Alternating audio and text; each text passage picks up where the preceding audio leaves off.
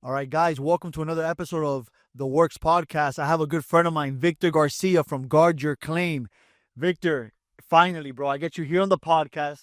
Good to I see get you you. here on the podcast. We met at the Vault, here hosted by PBD in West Palm.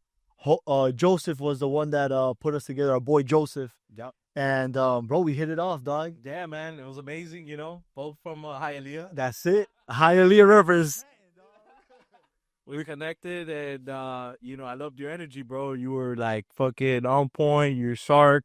And I loved the conversation we had. And I was excited when you told me about the podcast. I was like, man, this would be a good time to just talk, connect, be business entrepreneurs in Miami. And like you said, maybe even create that community that you talked to me A about. hun- 100%, man.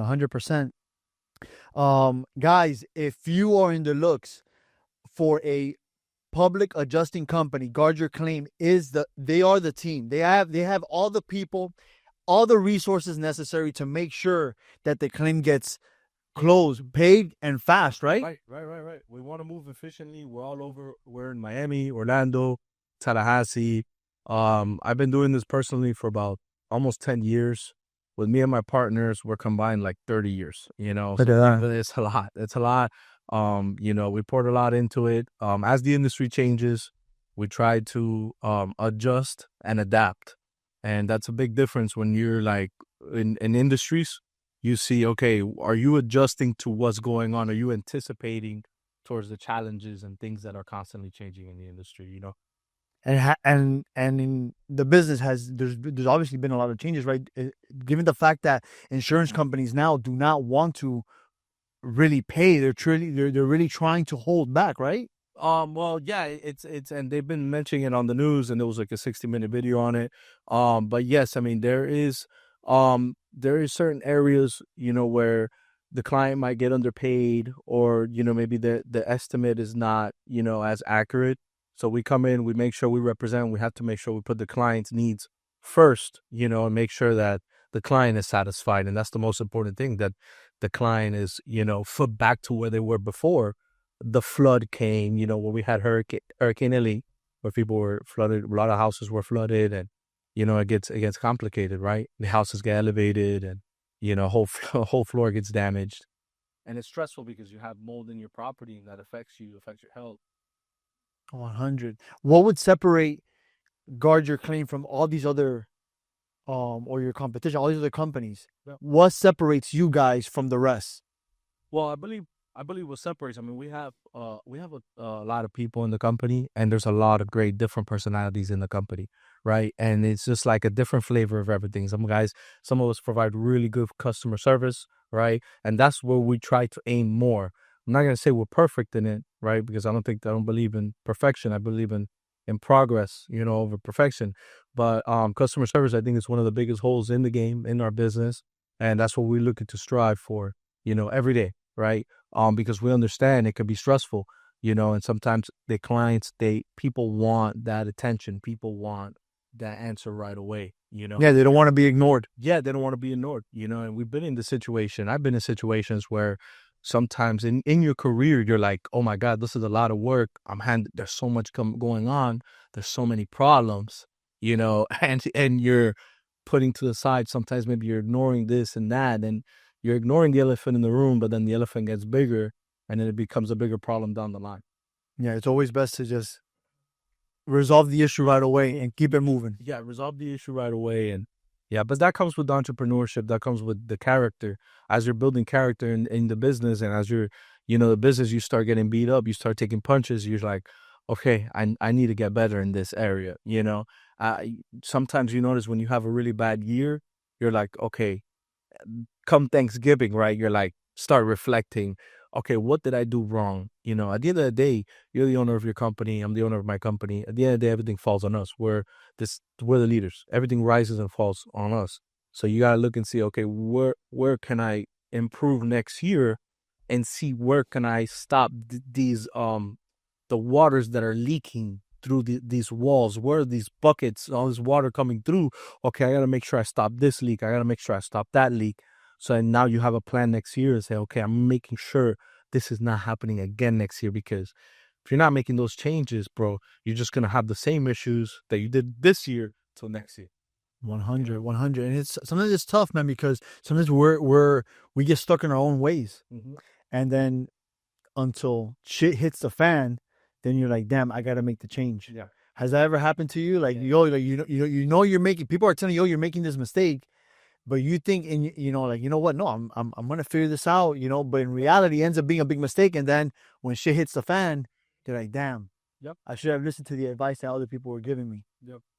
Let's go back, man. So obviously, I wanted to say something. I wanted to actually tell you that I learned from Tony Robbins. He was talking about when you want to make drastic changes, and one of the things was that you have to have different perspective sometimes, and that different perspective, bro, it's so valuable. Like sometimes when you have somebody that's skilled in that area, let's say you have somebody that's really good with sales, right? And you have somebody come in, you're like, damn, bro, I need to get better at my sales. And then you start talking to this person, they give you input. You have to be able to receive it too. I mean, you can't just be prideful and think, cynical and think you know it all. That person who's really good in the customer service, or somebody who says, hey, your operations could be better. We could do this, and that. And you start listening. You're like, damn, you know what? Maybe you're right. I need to change something up, because obviously what I'm doing, it's not where I want it to be, No, 100%, man.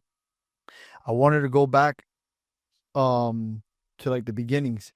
You obviously you how long has the business been open right now? It's been like 5-6 years. Yeah. Okay, cool. That's pretty big, man. That's especially in the industry that you're in.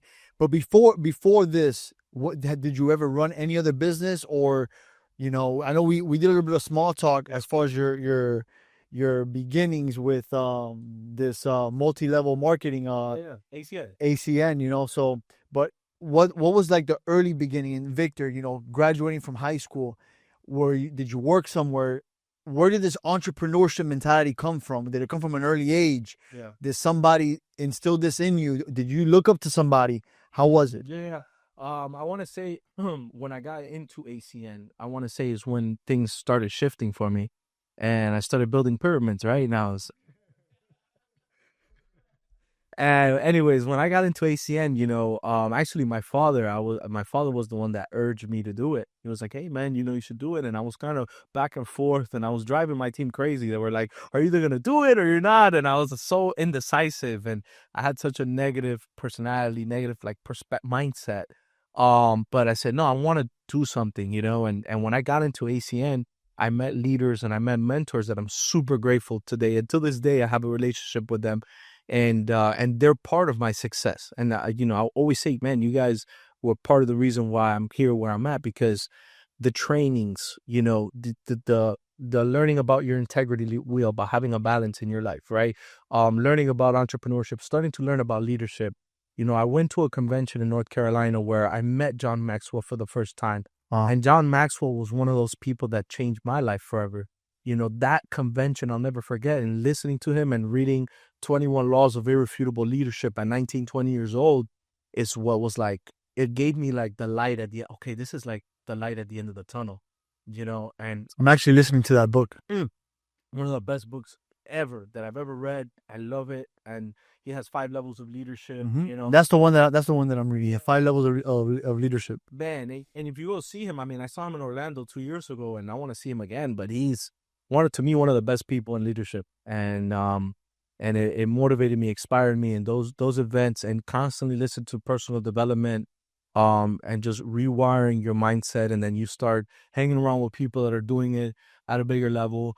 Things went south in the company, at least for me at the time. I mean, the compensation changed and I wasn't really making that much money. So I learned a lot. Like my mindset, I poured a lot into my mindset, but I wasn't making the money. But I do believe, like, I'm a big believer in God and the higher being. I do believe that was like a trial and tribulations for me to get into the industry that I'm at, and the industry I got in is because of my close friends, that they were like, hey, we're in adjusting and it's going really well for us. And, they were making a 5-figure monthly income. And I was like, damn, okay, I don't know that many people that are doing adjusting. I was going to get into real estate, but I'm seeing that there's not that many people at the time that were doing adjusting, and I jumped into the field. but other than that, it was just network marketing, and it was just jobs, customer service jobs, sales jobs. But then I was just tired of it, man. I was just like, bro, this is not what I want, I want something bigger, man. And when you have a why, you want to be able to support your family. You want to be able to support the people around you. You want to live a life that you're like, man, I want to be a creator of it. I don't want to be in this, rat race, type stuff. So, and it's fine. I know there's people that'll do it, and there's nothing against it. It's just what is your desire? Do you have a big purpose? Do you have a motivation to do it? And not everybody has that, and it's okay. I mean, but when you have it, it's great, man. And you build on it. You build on your passion, and you build on your purpose. You started at what age did you get into ACN? I was 19 years old. I got it. Also, at 19 years old, you started building, I would say, a very, good mindset, because a lot of people at that age are not building their mind to think the way that you described right now. That Mm-hmm. it's because uno está en la jodera, bro. You're not really at 19 years old, 20 years old. Yeah. You're not really thinking about that. Yeah. But I think it was once you start working for yourself, because you're basically working for yourself. Yeah. You're building a team at a very young age. Am I right? Yeah. Even though the business went south, but what you left out of there, it was what I think is the most meaningful thing. And this is why I encourage, a lot of people to either start their own business, become an entrepreneur, is because we are so capable of so much. We could do anything. You left out of there with a different mentality, different mindset, and a belief in yourself that it's possible. Of course. That it's doable, because if you were doing it, even though the business struggled, competition changed, and you weren't making the money, but you already knew the know-how, and you already were able to believe in yourself that, I could start whatever business I could start, and I'm going to succeed because I already have the fundamentals. Yeah. Do you agree? Yeah, I agree. And I want to say too, like, I went through so much rejection. A lot of people, when you're in those type of businesses, you get rejected a lot. You're doing home meetings. You're looking to build people. You're looking to recruit. You're looking to build people. You're selling people like, yeah, there's a company, but you're really selling people on you in that business, right? And you're selling people on that, hey, I can help you make money. You're casting a dream. And for the most part, like I said, I was doing home meetings. We were talking in front of, events and crowds. And when I got into adjusting, when you get into sales, you're going through rejection as well. And you're kind of like, bro, I've been rejected so many times here. You start to build that tough skin. Yeah. That alligator skin. You start to build that tough skin that a no doesn't phase you. Exactly. Yeah. You build mental fortitude. And then that's what me and my partners, when people come into the business and they don't have MLM experience, that's what we train them on. Hey, man, get personal development. Start reading Think and Grow Rich. Start reading 21 Laws of Leadership. Start listening to personal development so you could start rewiring that mindset. Because if you come into this and you go door knocking and somebody tells you to hey, get off my freaking yard, or they curse at you, you want to quit. This is not for me, man. I'm going to go to a job, No, it's tough. It's tough. It's definitely tough. Some people are, but do you think that you think some people are born that way, or born to, they're built that way, or that becomes with development? I think it comes with development. You think so? I think so, yeah. You don't think that you have to have that initiative, that intuition within you already, that, you're resilient? Because that's what I believe. I believe that it's within you. You could build somebody, but they're not gonna. They're gonna eventually. Unless they shift their mindset big time, bro. Yeah. Unless they shift their mindset big, that something has to change within them. I mean, sometimes life. I mean, I don't know. It's just my opinion. Life sometimes puts you in situations where you have to change, right? Maybe you lose it all, right? Maybe you lost. Maybe you built something and you lost it all. and you have to start again, right? Or maybe somebody has something tragic happen in their life. Maybe they lost somebody. Sometimes maybe fatherhood, right? Somebody has a baby, they have a new purpose now. Now it's a different mentality. So sometimes I think when you're going through life, or sometimes when somebody struggles at an early age, or they go through things at an early age too, you're like, damn, but that guy is resilient, and he built at an early age. He went through that. So, I don't know. I don't know if, maybe they could born with it. But for me, I believe that that's something that, through life experiences and stuff, you build it, man. When you get, punched in the face, or when you hit your head against the wall a lot, you start like, okay, man, like I got nothing to lose, so. The way I meant it was, there's people that, well, I guess it all depends on how bad you want it. Because there's people that want to open up their own business. They want to go to work for themselves. Yeah. But they're not. But they don't know the struggle it takes. Yeah. The long hours. Yeah. The no vacations. The no days off. Not getting paid. Right. Because especially if you have employees, your employees come first, and then you. Well, some people do not. No. Cannot take that. Yeah. Well, I also, I mean, if there's somebody to blame, right? I would blame, school system and the work system and the system in society, bro.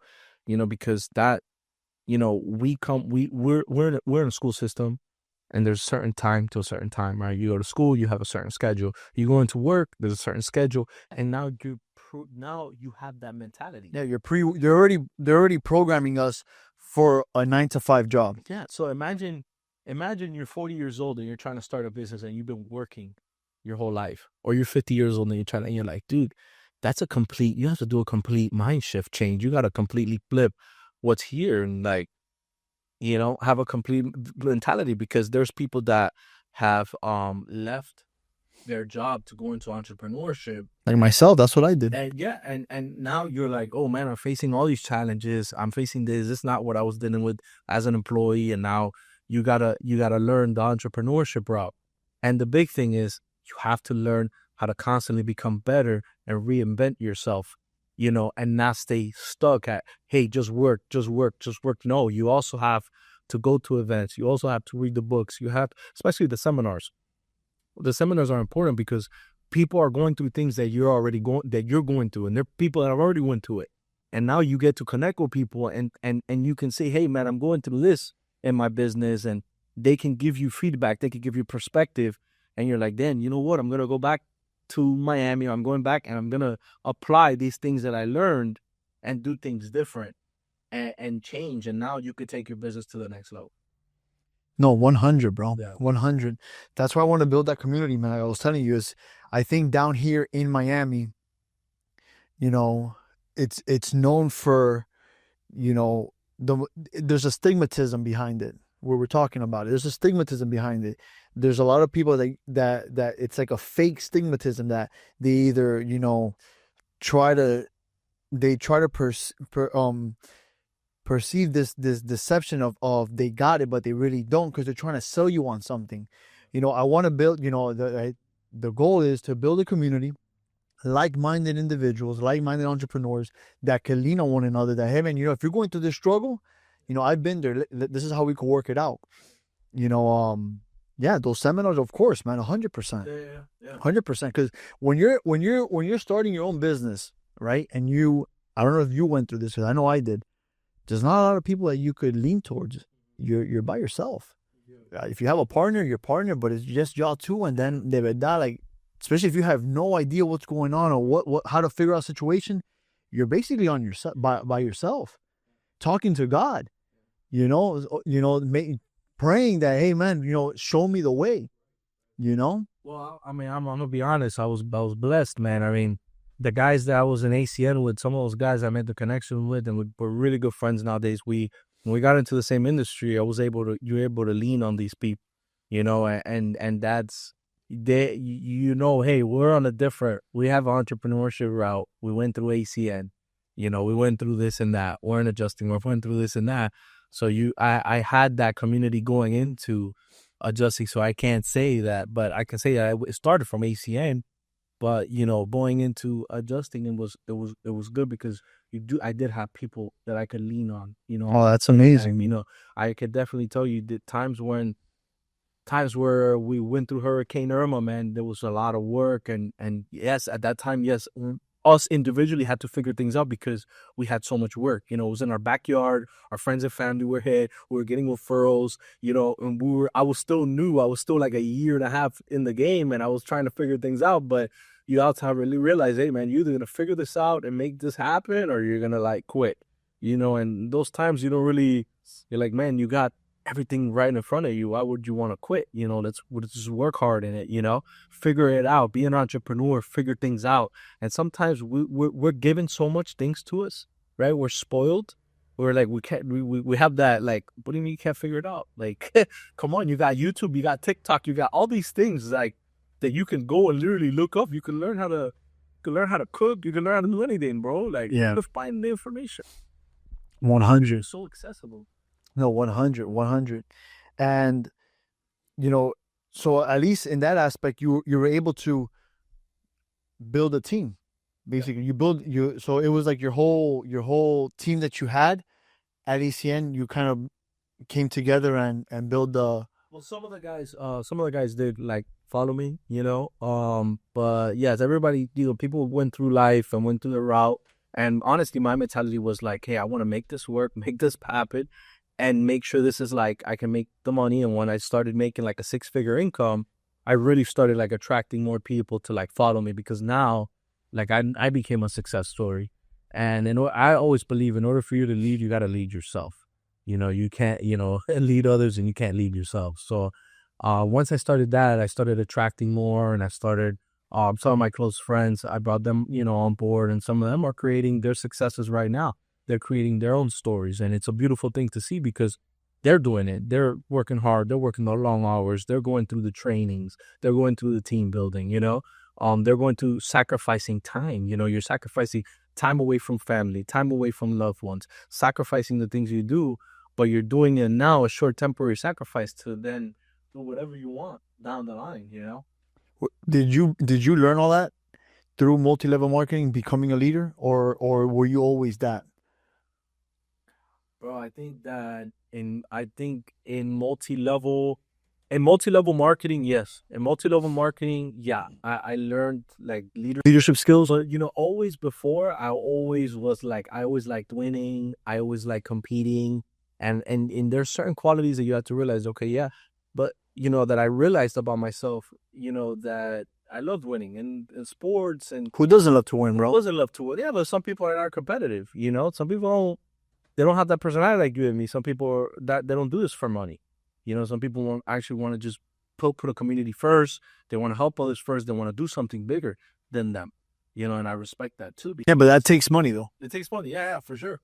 But it motivates certain people, right? It motivates them. It pushes them. And some people are motivated by materialistic things and money, and So there's also people that get caught up into all that, into that whole world. Yeah. And they fuck people over.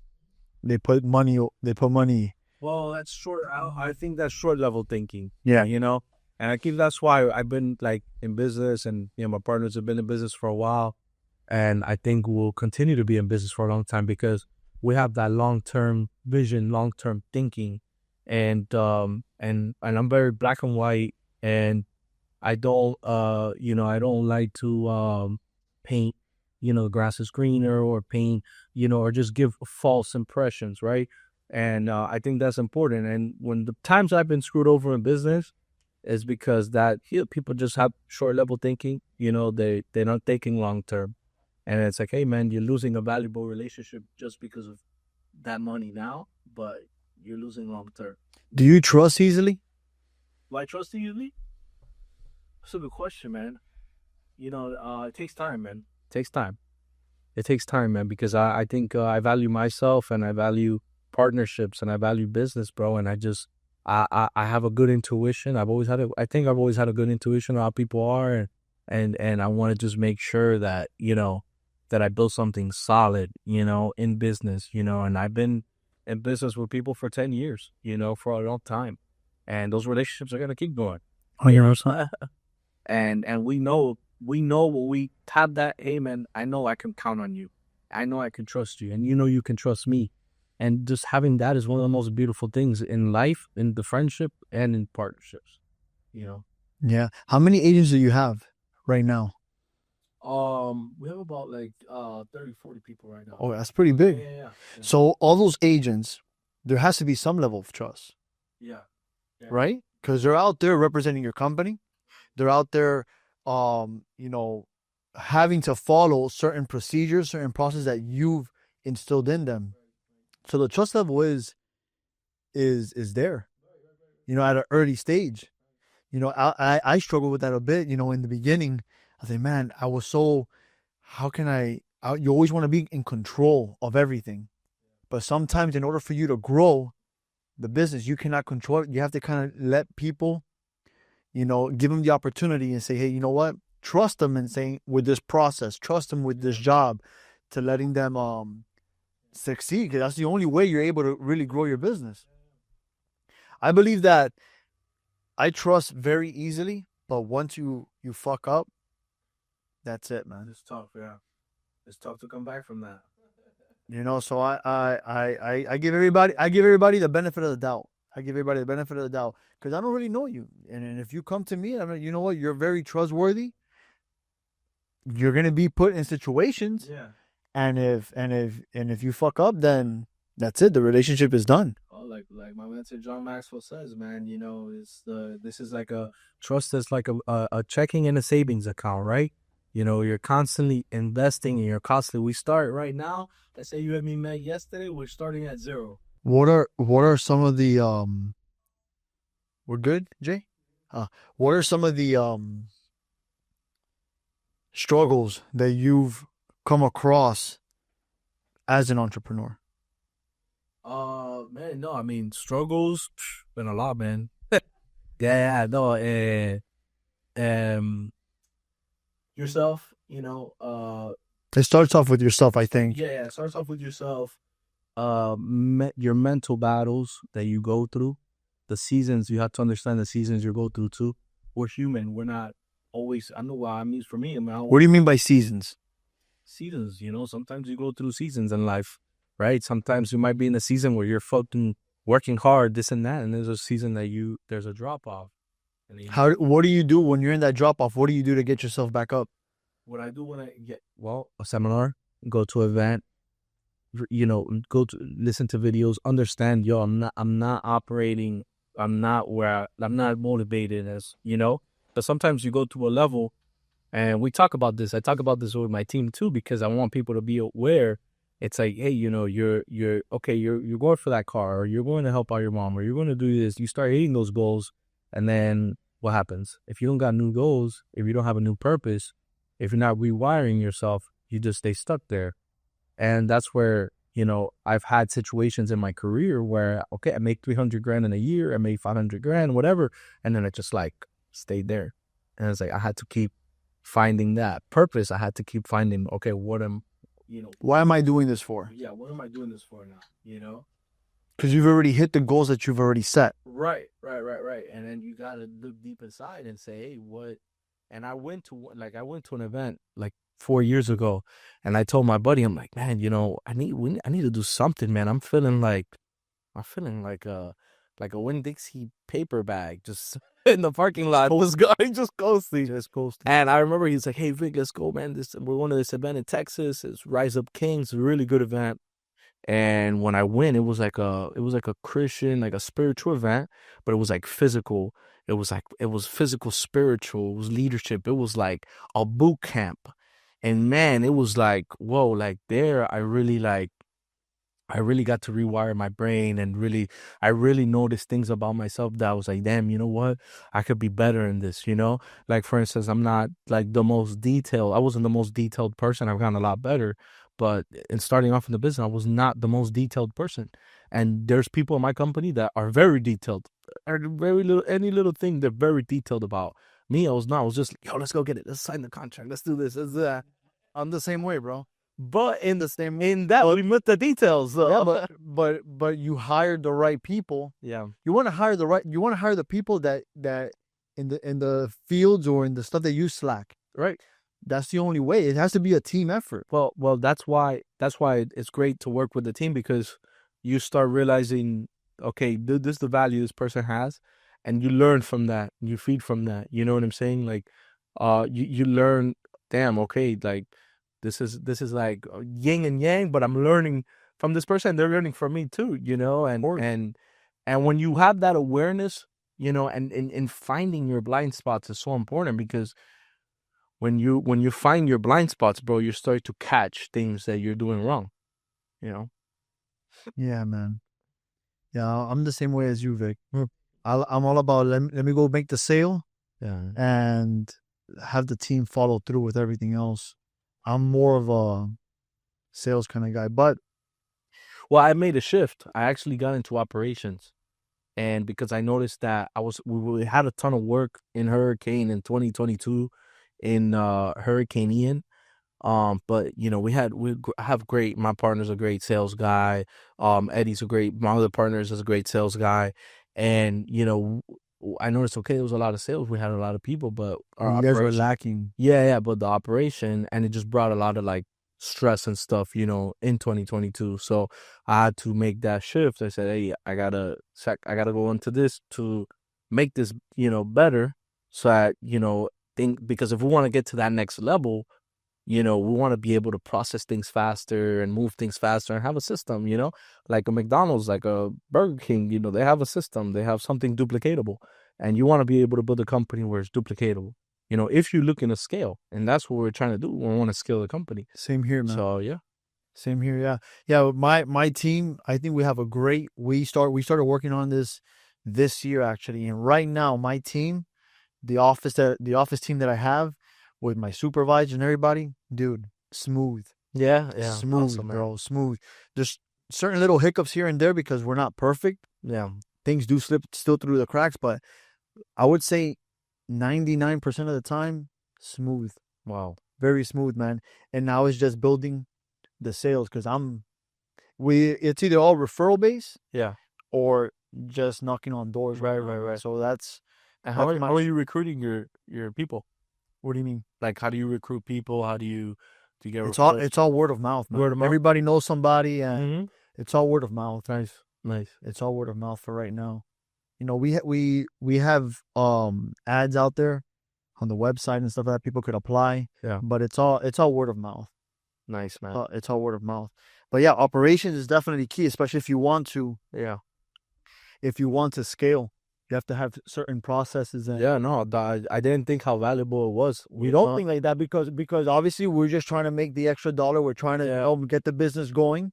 But I guess to a point that you stay stagnant, and to get you to the next level, you need to have those processes. You need to have, you know. Well, and like I said, with the industry putting time limits shorter, it forced us to level up more. You're like, okay, hey, we gotta step up our game because we have a certain time limit to get this stuff done. So that it's a blessing in disguise, because now it's like, okay, I'm gonna level up. Back's against the wall. You have no other choice now. I'm gonna level up. Yeah, I'm gonna level up and make pressure's on. Yeah, the pressure's on, and want to make sure we deliver. You know. That's awesome, bro. That's awesome. Yeah, man. What are some of your goals right now as far as within the business? I know we're coming towards the end of the year right now, and we already start working on our business plan for next year. We start working on our personal goals. Yeah. What are some stuff, you know, if you want to share some of the things that you think will, or one should take into consideration for the upcoming year? Right. You know, it doesn't have to be you personally, but maybe recommendations that you could, you know, let the audience know, hey, look, you know, if you want to succeed, if you want to level up next year, these are the things that you would, any advice? Sure. Yeah, I like what you were talking about when you're saying, hey, you know, I'm building, like, looking for sales, and I think it's important is having that, it's called an MPOM, and I learned this from one of my mentors too. What's it called? It's an MPOM. It's the newest possibility of momentum. And these MPOMs, they change your business, right? And recruiting in either a sales guy or a client, right? And what I mean is that when you have that MPOM, that new possibility of momentum, that one person can change the trajectory of your business. If you look at Inter Miami, look at how much sales they did. I don't have the numbers in front of me, but if you look at what they did before they signed Messi, it was like come day and night. After they signed Messi, everything went up for them. Their sales, their tickets, their games are full now. People are buying their merchandise. So that one person can make a difference in your business. Sometimes we think it's like, oh my God, we need so many people. Would you give that one person equity in the business? One person, yeah. I have. No, I'm saying, would you? If that one person comes into the business, would you give them equity? Or are you a strong believer of the sense that, hey, you know what? Let me give this big power move equity in the business? Kind of like what they did with Messi? Well, no, I'm just saying in general. Messi obviously has, I think he has equity. I don't know if it's an Inter Miami, but I think he has equity in the whole organization itself. Yeah. I think if you attract a leader like that, who is very valuable to the business, who, you know, has those qualities, sacrifices, is out in the front lines and is stepping up into your business, and yes. Yeah, because there's some people that, especially, you know, when you're starting your own business, you want everything for yourself. You try to do, no, I want everything for myself. Yeah. That's being short-minded. Yeah. So if you really want to grow the business, if you really want to scale the business big, you're going to have to let go of some of that equity. And I believe giving those big heavy hitters, those big key players that are going to take you to that next level, they're going to have at least some skin in the game as well, and benefit from of course the business. No, of course. Yeah, and that's always in the works. I mean, we're working and expanding in Texas, in North Carolina, Georgia, Colorado, and there's a lot of opportunity for growth, you know? So there's going to be a lot of opportunity for people in my company, and that's what me and my partners are working on, you know, because we want to be able to build something and have the team to build something bigger than us, you know? Besides doing the adjustment, is there any other business that you have on the side? Anything else that you do, or this is all? Yeah, I do have some projects, like, you know, I have some real estate properties. I'm actually working on an app, you know, I was telling you about with my sister. And I do have some crypto. Now that crypto's going up. I've been holding crypto for a while. I've been holding it since 2017, bro. Yeah, wow. So your crypto accounts are... I've been holding it since 2017, bro. I've been holding XRP since 2017, bro. Jesus. I rode the wave. No. I was eating in December of 2017 when it hit 384. It hasn't hit all-time high yet. Once it hits all-time high, then I'm back. Wow, man. Yeah, bro. I'm holding, dog. That's amazing. I sold a little bit of Bitcoin, though. Yeah. I need to, bro. I need to get rid of some debt, bro. I haven't looked at my wallet, bro. That's good. But I think the key is to always keep buying. See, that's what I did. Yeah. Even if it's $20, $25 a week, just keep buying. Yeah. Just keep buying. Even if it's high, if it's low, just keep buying. Bro, we sometimes tend to, you know, we tend to spend our money in bullshit. You know, and you tell yourself, you know, you overthink things. Damn, $100 in this, but what is it really? But then you go out to a bar, or you go out to eat dinner sometimes, and bro, just the appetizer alone is $100, bro. Yeah. You know, and you could have just that $100 would have made you, you know, $500. Right. So that's the way I see it. Yeah. I always try to pay myself first, and that's a good game plan that you can have with an accountant too. Don't get me wrong.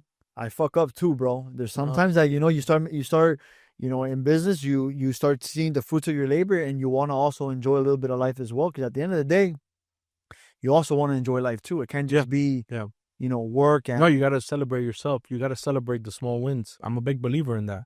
So am I. I'm a big believer. You can't be so hard on yourself, because it's like, damn, you know, you got to also have fun, go out, you know, have a balance. So I think that's important. Going back to the question, so since the year's ending, goals, you know, what are certain goals that either you could recommend, you know, the people listening, what to focus on? Yeah. And how about writing out your goals, doing a business plan? Yeah. Has that benefited you? Yeah. You know, moving to the next year? Because at least for me, in my and I've always write down within the last month the goals for next year, and when this time comes around, I look back at what I wrote down, And I want to tell you, bro, 90% of the time I've hit every single goal. Now, has it been, maybe I've, when you write your goals down, sometimes you write goals that are definitely short, that you know for a fact that you're going to hit. Yeah. But then you also have to write goals big goals that are impossible to hit, but you have to write them down because it's making you think, it's making you work towards something Right. that you in all reality you could definitely achieve. Right. I like with goals, I always say, this is my belief, that you got to make it achievable. Sometimes people come into the business, and I'm not trying to be negative or trying to like, hey, you could think big, but let's do something achievable, because if you don't hit it, some people get demotivated. Yep. Damn, I was going for 30 sales this month and I only got 5. Okay, well, maybe you need to shorten that so it could be achievable and you could feel good about yourself, and you could start building this belief as you're making the sales and as the months are going on. So I would have short term, and then maybe okay, long term, I do want to be doing 40 jobs, 50 jobs, but let me do some short term right now, because I'm only doing five jobs a month. Yeah, my average is 5. Your average is 5. Let me not jump to 30, because then that's you're realistic. But let me jump to 30 long term. Yeah. I think those I think that and then working next year, and something that I train my guys, and I learned this from PBD, was the product knowledge, becoming a sniper, product knowledge, sales knowledge, and mindset. Those 3 things. If you work on those 3 things, you can get good at any industry you jump into. So I can literally go into your industry, learn about your product knowledge, sales. Already having sales knowledge, but going in, learning about the product, learning about your business, and be a producer in the business. Same thing. If somebody come to my business, learn the product, have continue to build their mindset, their product. If they don't have sales, learn sales as well. You have to be real with yourself. Are you a good salesperson? Do you ask the right questions? Do you show up to those doors with the right attitude, with the right mental attitude? Are you smiling? Do you know a little bit of the psychology behind when you're in a sale in door-to-door? Do you build relationships? Those are important in door-to-door. And the connection is one of the most important things. People do business with people they trust. Now, if you're not connecting with that person, you just met this person. You just knocked on their door. You have to be able to connect with them, because people want to do business with people they trust. And they're like, the company is the company. That's cool, but it's not the company. You're selling them on you. Yeah, that's the way it is. I had a good friend of mine that worked because I worked at the dealership, BMW dealership. He was a salesman, and he said, Sam, when people think about BMW, you want them to think about Sam. You don't want them to think about BMW. So when something happens to them, you want the first thing that comes to their mind is not the dealership. Yeah, it's you. Right. So that's I totally agree with you on that. We're good. Wait, that's my train of thought right now. So when people talk about BMW, they think about you. Yes. Coño, man, me perdí ahora, pero. Yeah.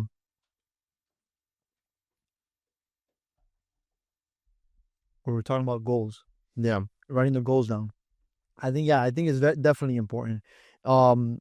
Even if also when you have a family too, right now, my kids are pretty, I have a 13 and 11-year-old, and with them too, I sit them down and tell them, hey man, I want you to write at least 5 goals, personal, in school, in the future, and certain things that I want them to start developing at a very young age. That's something that obviously my parents, they didn't instill that in me because they were just so busy working. Yeah. Trying to put food on the table, trying to provide to have a roof over my head. Yeah. And my brothers, but those are things now that, I don't know if you have kids, but those are things that you have to instill now in the younger generation. So when they get older, they're already one step ahead of where you were at. Right. And how do you balance that out? What do you mean? Like, how do you balance your kids and work? Do you have no balance, bro? Wow. You have no balance. I was talking, yeah, man. I don't have kids, so that's what I'm asking. Yeah, I was talking to this with my fiance. When you go into business, there is no balance. You just work, bro. Wow. You make time in between but the business is the one that comes first, because that's what's providing for everybody. Of course. Yeah. You know, that's the way I see it. There is no balance. The weekends are the day or two, but in between the week, like right now, we're recording. After I'm done here, I gotta go to my son's practice, baseball, and then I keep working again. I try to stay busy Monday through Friday, even Saturdays. Yeah. I try to stay as busy as possible, to avoid any other kind of distractions. Yeah. But there is no balance, man. Whoever tells you, I want this work-life balance, it's a lie, bro. It's a lie, man. Maybe years later, but at the end of the day, if you've always been like a hustler, you're gonna keep working, bro. You're never gonna stop. Yeah. Yeah. You know, you could have all these people in place. You even said it yourself. You got stagnant. You're a bag in the wind. That's it. And how did you feel? Right. You didn't feel good. Feel good, no. So at the end of the day, I think us as men, you know, we always need a challenge. We always need to be doing something. We cannot be stagnant. Yeah. Yep. That's when you become depressed. Yep. And to get out of any kind of depression, any kind of anxiety, the number one thing is taking action, doing something. You know, if you don't have a business and you just work and you have all this free time, go to the gym, start working out. Yeah. You know, start doing some personal development. That's what I recommend. Right. You know, working on a skill. You know. Exactly, man. Yeah. That's one of the. I have friends that they do trading, man. That's a good skill to learn too. 100%, bro. 100%. That's what I'm trying to get my son into. My son wants to get into finance, big time. So, super smart kid, Chris. And going back to work-life balance, dude, there isn't. You want work-life balance, 9 to 5, bro. Yeah. And see how you're gonna live, bro. There's some people that are happy with that. They're satisfied because they want consistency. They're just people that are very complacent, which is okay. But if you want more in life, bro, you have to start your own business. You have to hustle, and you're gonna keep hustling, bro. Right. You're gonna keep working. Yeah. There is no work-life balance. You know, but the family tends to work around, you know, everything, and they understand. And how do you feel about your purpose with your kids? You have kids, man. That's should drive your purpose, like, you know. Definitely, man. Definitely. You know, me personally, it was my why was my mom, but my mom passed away, right? 2 years ago. And I always wanted to show her what I was capable of doing, because obviously I graduated high school and she wanted me to go to school. I hung around the bad kids, you know. I was in the streets. I was, you know, I'm pretty sure the same as you, bro. Yeah, bro, just like you, bro. You know, but always with money in my mind, trying to hustle, trying to do, you know, I worked at car wash, just trying to, you know, washing cars on the side, hustling all the time to try to make that dollar. And I wanted to prove her. I know she's obviously seeing me from up above, and I'm pretty sure she's very proud of me. But yeah, the second purpose now is definitely my kids. Yeah. Being that example. I'm not perfect. I tell them all the time, yo, I am not perfect. I am far from perfect.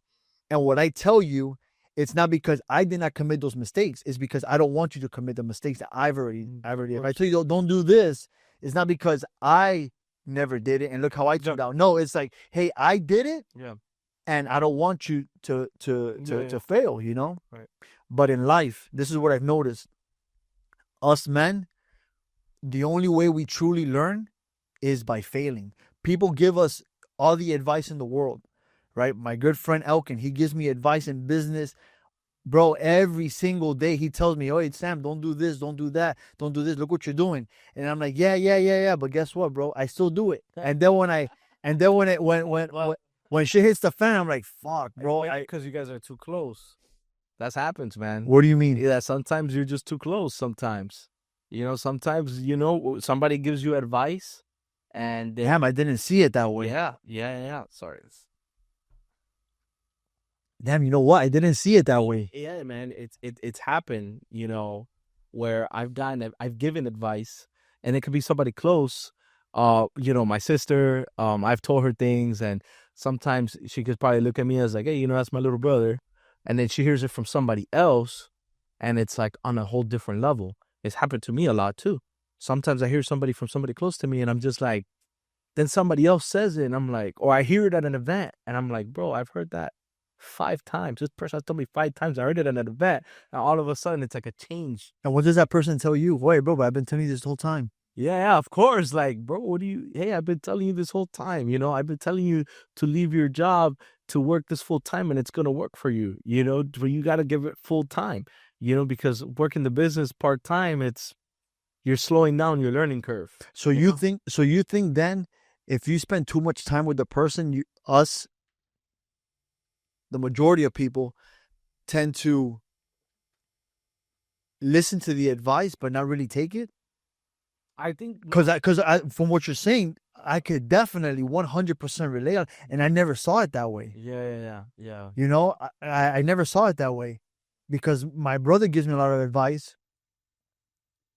and I listen to him, but it goes in it goes in through one ear and out through the other, bro. Yeah. And same thing with him. But then, you know what, dude? I think it does make. I think you're making sense, bro. And now that I start to analyze everything, it makes sense, bro. Yeah, no, sometimes, I don't know, it's just sometimes you're just close, or you're close to that person, it's a best friend, and you're just too close, and then you hear from an outsider, and it's like, damn, if they said it, damn, it must be true, and it's happened to me a couple times, and it makes sense. So sometimes it's just the relationships as well, So then how is it that you could look up to somebody and they give you advice, but you don't want to take it, but you rather listen to somebody else that you don't even hardly know and take the advice? Why is that, bro? As a human, Yo, I don't know why. Sometimes we're wired that way, It's just,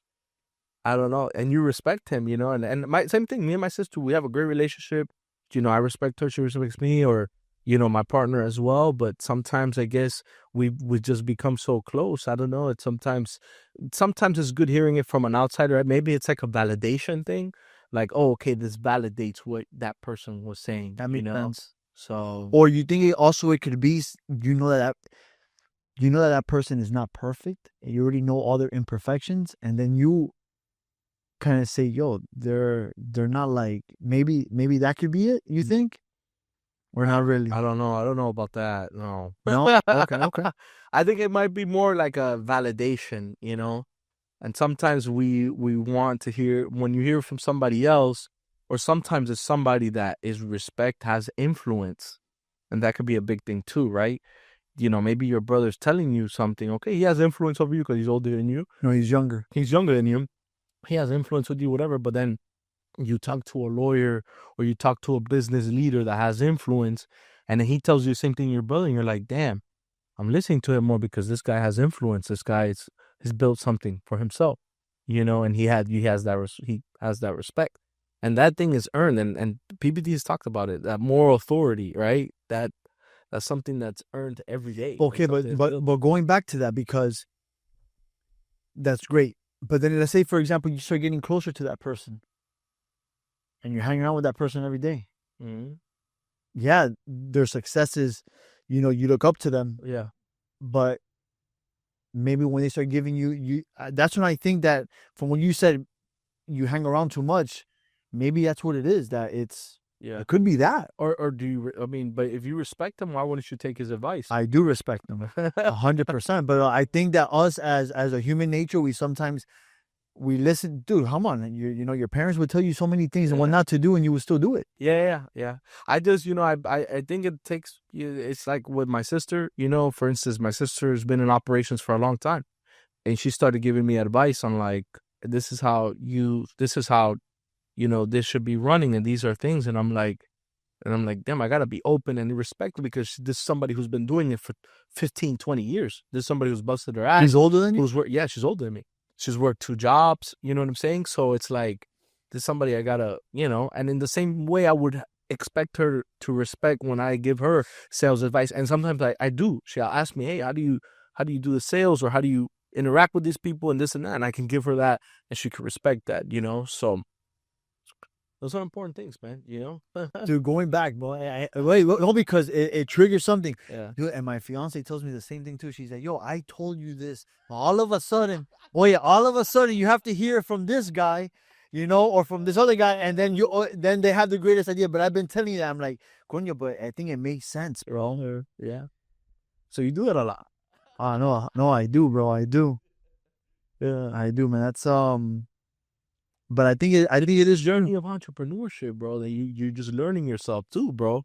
You're learning your blind spots. You're learning the way you do. Okay, damn, I'm not listening. I'm a little bit hard headed in these areas, and you start kind of like you start noticing, and you're like, okay, let me just start, not being so hard headed, and start being more open and receptive to constructive criticism or whatever the case is, because at the end of the day, I'm trying to become better, Yeah, man. And in order for things to change, like you always say, in order for things to change, you got to change. So No, yeah, 100%, 100%. How do you see this upcoming year in your business? You see it, because you really don't have a lot of control. There's something has to happen, right? Or if it's not, if in your industry, in your niche, if there's no big catastrophe, what exactly? How do you guys how would you guys stay in business? Well, I don't know if there's I think there was a study, but there's actually more like daily water claims than the hurricane. Yeah. Because when there isn't a hurricane, we're doing, there's plumbing claims plumbing issues that happen in clients' houses, fires that happen,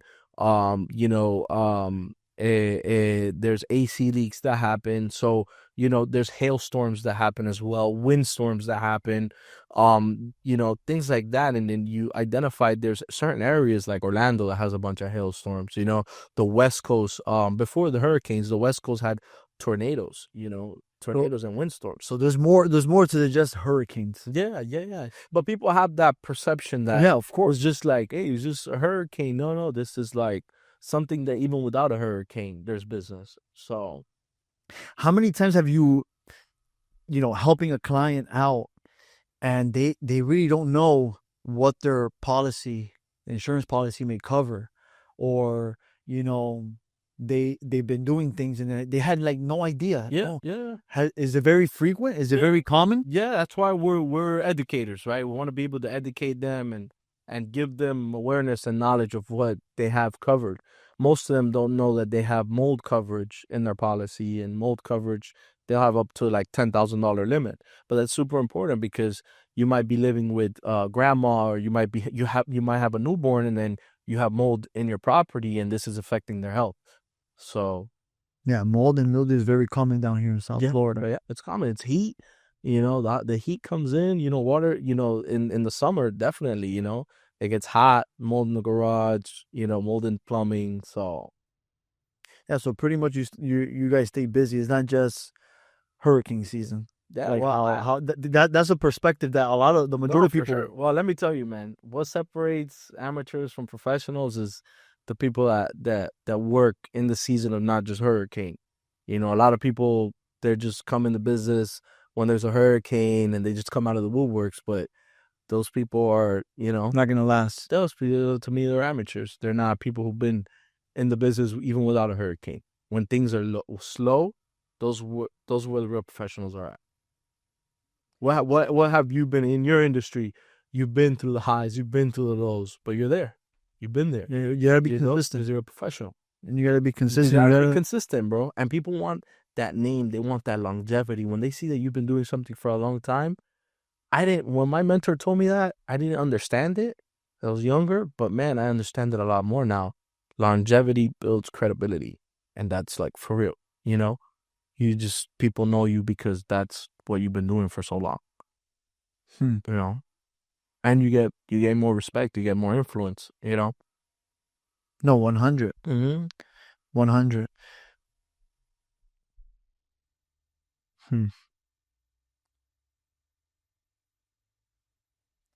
I was gonna say something and had the question right there, bro. Had the question right there. All good, man. It was all in the aspects of the claims, especially how. There it goes. Now I remember now. How fast are like what's the fastest that you get the claims, paid for? Are those the right terms I'm not sure if I'm saying the right terms in the business, or settled? How fast do you get the claim settled right away, so that way the owners could build back? Yeah. It all takes time, man. It all takes time, and it's not like a one answer, like, hey, I can tell you 3 months, because certain things happen in the business, man, that, takes time, with the claim, sometimes things get a little bit choppy, or something happens in the business or in the process of the claim that could take long. So sometimes things have been settled out in 30 days, and sometimes things take 6 months, sometimes things take a year. Sometimes things take a year. It all depends on the situation, So, And throughout that whole process, you obviously, your office team, all the people that you have, they're staying on top of oh yeah, all the clients and making sure that you guys are and updating. I mean, we have a great team. I mean, they're constantly on top of trying to like move the file, make sure the client is updated, talking to the insurance company, talking to the desk adjuster, and just doing that. It's a lot of components to it, but we do have departments and things like that do certain things. So yeah, that's awesome, man. yeah, man. Yeah, That's having those systems and processes, bro. yeah, man. It makes a difference. 100. Well, no, Victor, put in the plug, man, so people could follow you on Instagram, follow the business. Yeah, man. Put the phone number. Yeah. Speak to the camera, bro. Yeah, speak to the camera and make sure that they know who to call. Right. They know who to call, and it's not just hurricane. Yeah. It could be for anything. Yeah, no, anything, man. We do hurricanes, plumbing, AC, fires. Follow us on Instagram. It's GuardYourClaimAdjusters. My Instagram is Vic. It's VIK_file my claim. And we're here to assist anybody, homeowners. If you're looking for an opportunity, if you're looking to change your life, that's a big thing. If you're looking to go into 2025 and say, damn, I want to go into this entrepreneurship route, I want to be able to change my financial circumstances, then we have an opportunity for you. So let's get it. Dale, man. Thank you, Victor. Thank you for your time, bro. Appreciate it, man. 100, awesome, bro. Man. Appreciate it. Let's get it, man. Dale.